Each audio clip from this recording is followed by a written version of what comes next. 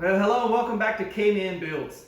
In today's episode, we're going to be building a router sled. I've spent a lot of time on the internet looking at different options that people have used, trying to build cheap router sleds. A lot of them are built out of wood. The biggest problem I came to realize is that almost all of them require you to maintain a consistent down pressure. You have to maintain some kind of positive control on the actual router as you're going back and forth. And if you're doing a big enough piece, that doesn't work very well. You run the risk of getting waves, and I just didn't like the idea. So I started looking at different options of trying to build something on my own. I went and actually even looked at buying a unistrut and turning it up on end and trying to put some bearing system in there that would slide back and forth. At the end of the day, the price by doing all of that ended up about the same as what I ended up finding here. I went searching for these linear bearings with the linear blocks that came with it. I found this two sets on eBay. You're looking at about 200 bucks for each one. It comes in a pair. Excuse me. These are SBR 20s. The shorter ones are 1500 millimeters, which is about 59 inches long. And then the longer ones are 2200 millimeter, and those are about 86.5 inches long. Like I said, each one comes with a set of block bearings that go with it. This option allows me to be able to put the router on there, set my depth, and then just slide it back and forth across, or which direction I want to go, and not have to maintain any control on it. Obviously, I have bought myself a rigid R2911 half-inch shank router. I do tend to like rigid predominantly because they have a lifetime warranty when you register them, so don't forget to register. Done that. And then obviously I have bought me a flattening bit, 2-inch, that goes with it. So today we're going to probably go ahead and start on the mount for the router. So we're going to kind of come up with some kind of plate system that will go across and sit this down inside here between these two. And then once that's done, obviously, then we'll figure out how to mount the ends of these to these blocks in perpendicular. One thing you'll probably have to do later on, you'll see a video on, is I don't have a table big enough to put all this on, so I'm going to have to build some kind of workbench that allows me enough room to put the slabs on and then maintain this. Because one thing that I think I'm going to have to be able to do, obviously, is this is going to mount to the table, but it's going to have to be able to be raised and lowered and leveled so that it matches however thickness I have of my slabs. Because I have some slabs I cut at 2 inches or 2 inches plus. I have some that I cut at 4 inches or 4 inches over. So I need to be able to adjust the height of the overall here. So that's what we're going to start on today, and we'll see how well it works. Okay, so the first thing I got to figure out, obviously, is I need to determine how deep this rack system is going to go down. So looking at this, put them all together, you're about 4 inches. So to the bottom of this, it's going to be about 4 inches. So I'm going to have some kind of system that mounts across here and then goes down somewhere close to 4 inches so that the router is about that level. Maybe a little bit higher than that, actually, but we'll see. One thing that I noticed real quick when I started this, playing around with it, I'm going to have to seriously come up with a rack system that connects these two together. Because what I'm noticing is, if they're not exactly, locked in tight, this thing is going to be able to twist some, which is obviously not good. So what I'm probably going to end up doing is two things. What I'm probably doing is I'm going to probably go ahead and put some kind of mounting system that goes from here all the way across. Previously I was thinking about this would be holding everything together, but I don't think I like that idea anymore. So I'm going to build a metal bracket that comes across that connects these two so that these are connected the same distance all the time, and that will help keep them from shifting a little bit. And then I'll probably make it a little bit wider. One thing that I noticed is that the holes that are in here do not match the block holes, so it's not like you can just bolt these up in there. So it's going to have to be a little bit wider so that I can attach the screws on the outside here to it. So we'll have to look at that as well. Just a couple of things I noticed right off the bat, so we'll keep on working on this here. All right, so I want to explain how I'm going to mount the rails to my table here. Obviously, I don't want to mount it directly to the table like this because this is 4 foot wide, and I do want to be able to do about a 4 foot wide piece. So what that means is I'm going to have to mount this obviously off to the side. So the idea is to use this 3/4 inch tubing and then a 1/2 inch rod here, telescoping inside. I'll mount this tubing on the side here. I'm probably going to weld a plate on the back that screws it to the table. And then I'm going to drill a couple of holes, top and bottom here, weld on a couple of nuts, and then put in some bolts that have a handle on there so that I can lock it into place. And then that will give me the ability to raise and lower this assembly. That way I can also level it all the way across from left to right and then forward and back, however you want to look at it. The other thing that's going to be a little more challenging, obviously, is this has these little screw holes that mount this to it. So I'm going to have weld on a plate on top of here that is as wide as this, or a little bit wider than this here probably.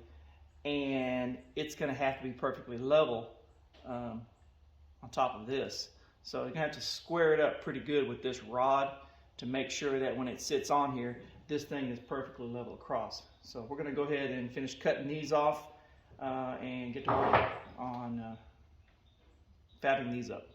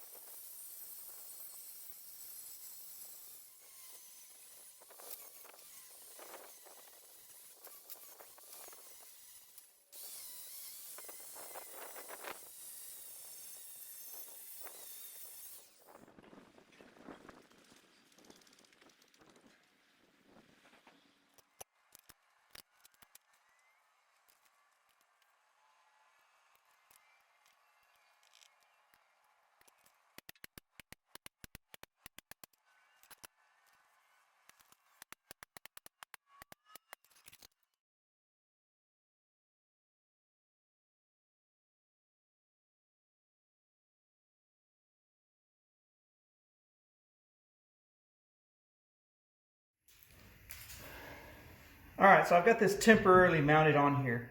The next part that's going to be pretty important is to figure out where to mount these on top of these plates.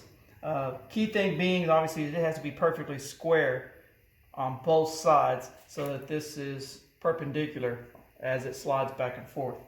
So I know that obviously the blocks are perpendicular, or I should say parallel to the track system. So what I'm going to do is figure out how far over I want this. I should say how far apart I want these two. And then go ahead and measure or square this up here and then mark it so I know where to drill these extra 2 holes. Because I've got 2 holes here, I'm going to have to drill 2 more on the outside of this so that it has a 4-point connection here.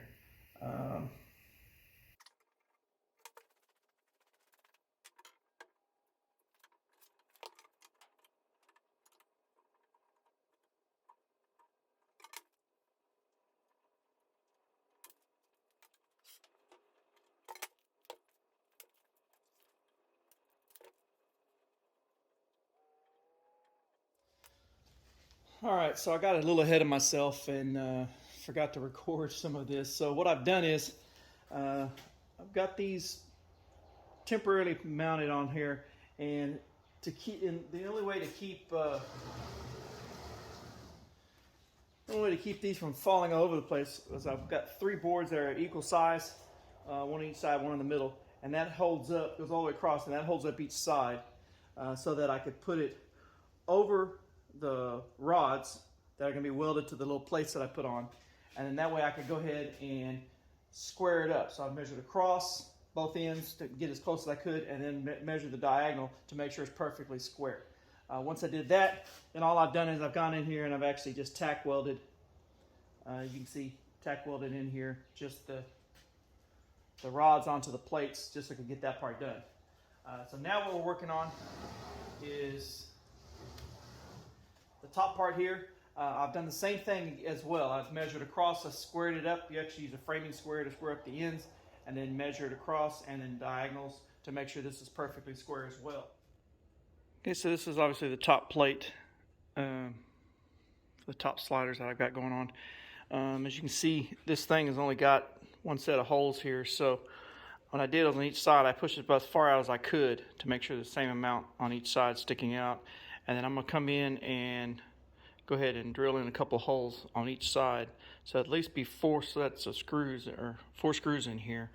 I'm hoping that's enough. If it doesn't turn out to be, I may end up having to put another set in there. But for now, we're going to work on drilling these out. Luckily, this rod you see here is actually just screwed on. You kind of see there's some screws in there. So all you do is just unscrew all those screws there, and then this thing will pop right off.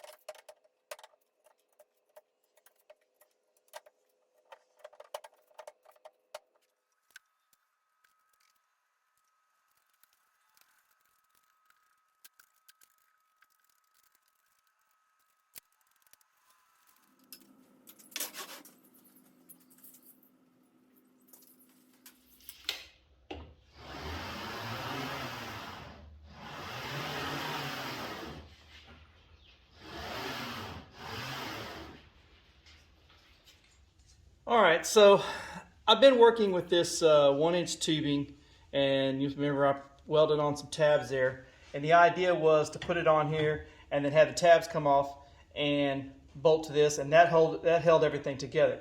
Well, it turned into a nightmare trying to get the tabs mounted and then the holes drilled correctly on all 4 corners. And then I realized it took up quite a bit of space. So we've canned this idea. And what I've done is I went ahead and I had previously cut these for the side pieces here, then they turned out to not be thick enough. So I went ahead and mounted these. That obviously keeps these two together. And then what I went and found was this 3/4 inch tubing. Reason being is that it fits between the bolt heads on here, as you can see here. So what this will allow me to do is I will be able to weld this on. I'll be able to square it up, and then I'll be able to weld this on, and then that should be good enough to keep all this nice and square and nice and tight. So from there, then I'm going to go ahead and come in and build my mounting plate so that my router sits here. So this is getting very close to where I need to be. I didn't really think it was going to take this long to do this part, but I wanted to make sure I got it done right and didn't have to redo it later. So we're going to go ahead and work on tacking this on and then moving on to the next step.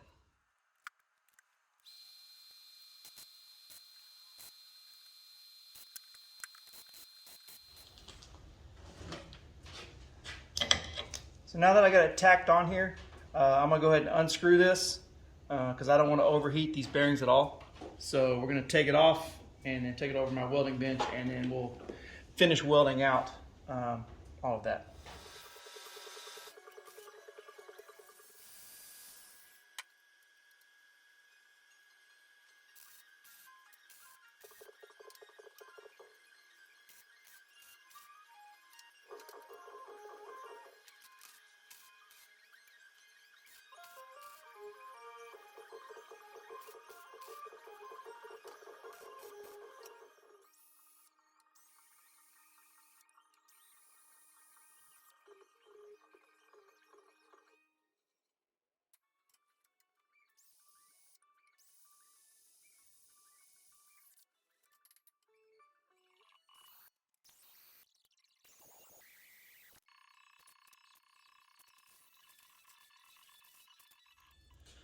Okay, so you see I got everything mounted together.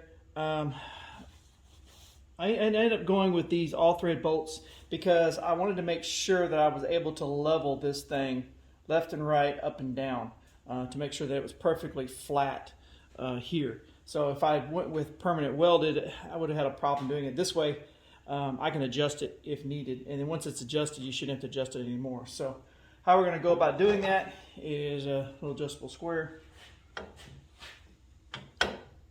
Put it on here where it's touching, and then obviously just go around and match each corner to make sure that it's the same. So we'll work on that.